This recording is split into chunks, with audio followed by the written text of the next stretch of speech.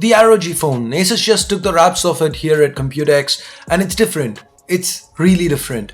Hey guys, Ash here from C4E Tech. Forget the giveaway, forget the bell icon. Let's get to this.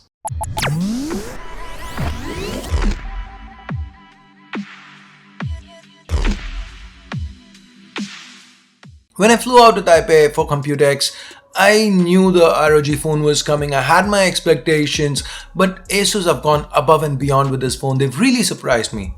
So what's got me excited? Definitely a gaming phone. Take the back for example. It's glass, it curves to the sides. It has a semblance of what makes a regular flagship today, but the vents, the LED, that's unmistakably ROG.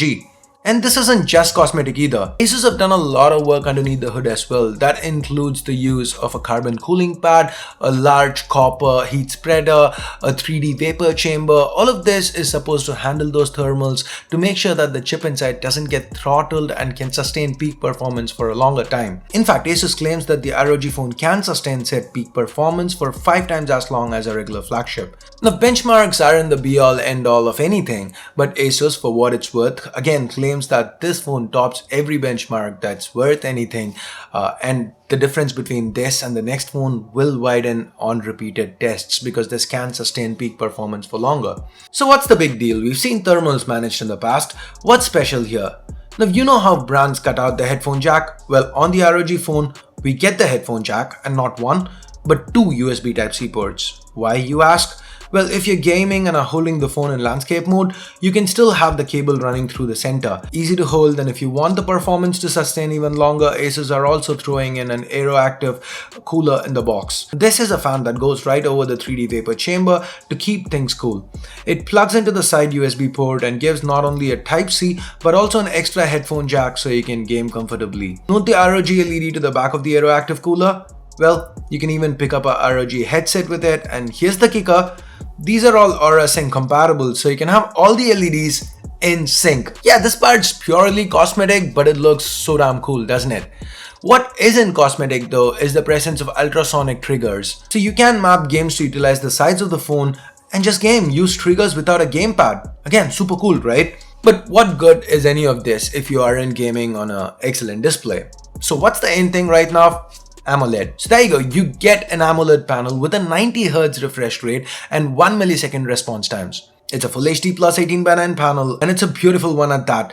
Games look so smooth and responsive on this. And oh yeah, the chip inside, if you were guessing, yes, it's the Snapdragon 845, you're right, but it's not just any Snapdragon 845. Asus have closely worked with Qualcomm on this, and they've gotten a fine-tuned Snapdragon 845 here. So this one clocks up all the way to 2960 MHz.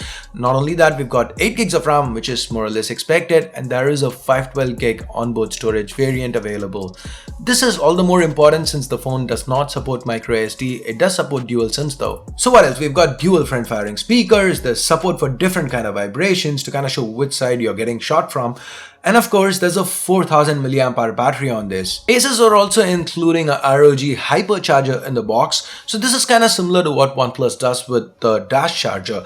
So it's got the IC on the charger, not on the phone, meaning the phone doesn't get hot when it's being charged, meaning it doesn't lead to throttling, so you can continue to play even while you're charging. And this is the fastest charger on the market right now. It's a 30-watt charger, and Asus claims you can go from 0 to 60 in about 30 minutes, and that's, frankly speaking, just nuts. On the software side of things, we've got a custom ROG UI on top of the latest Android 8.1 Oreo, and it comes with a lot of cool things like, wait for it, remember the pixels squeezing to activate the voice assistant? Well, you can do that here, and that triggers a gaming mode, aka the X mode. The animation looks super cool, the interface itself feels super fast and snappy, though Asus made it clear this is not the final firmware and there's a lot of work that needs to be done. As of now, it's really good. Now on the camera front, now that's one area that, given it's a gaming phone, you might expect a compromise, but Asus have thrown in the best cameras they have, the same ones found on the Zenfone 5Z.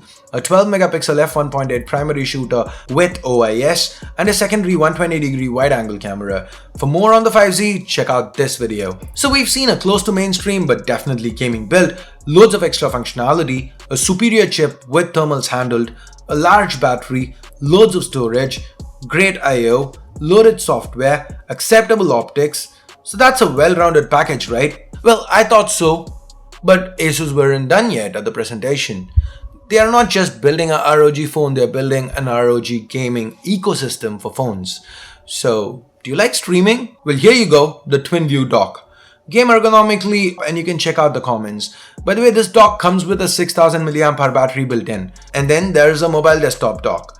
This one lets you map any part of the display to the keyboard and mouse. Definitely gives you a very competitive advantage when it comes to gaming. In my time with it, it felt smooth and lag-free.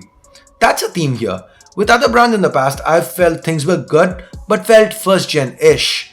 But that's not the case here with ROG. Asus seem to have leveraged the ROG gaming experience for mobile. They've done it quite well here, and nothing feels really first gen-y, if that's a word. It all feels very polished, and Asus still were not done.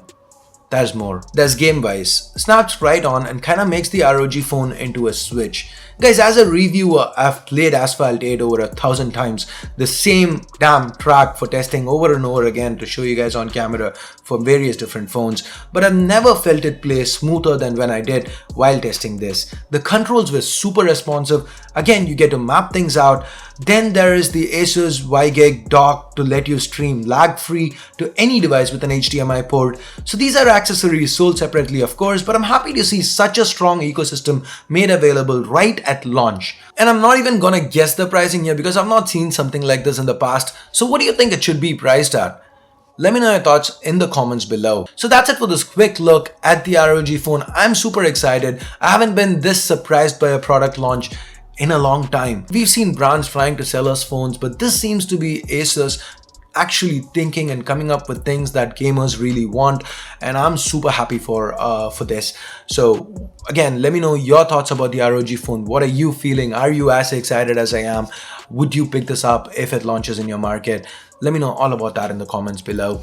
And I guess that's it. It's time I bid you adieu. Thanks a lot for what. Oh yeah, if you hated the video, you know what to do. But if you did like it, go ahead, give this video a thumbs up, share it with your friends, anybody you think who's a gamer who might be interested in mobile gaming, share it with them, and hit that subscribe button down below if you haven't yet. If you've already subscribed, hit that bell icon to make sure you get notified every time a new video goes live here on C4eTech. And thanks a lot for watching. Till next time, my name's Ash. You've been watching C4eTech, and I'm signing off for now. You guys have a great day. Bye-bye.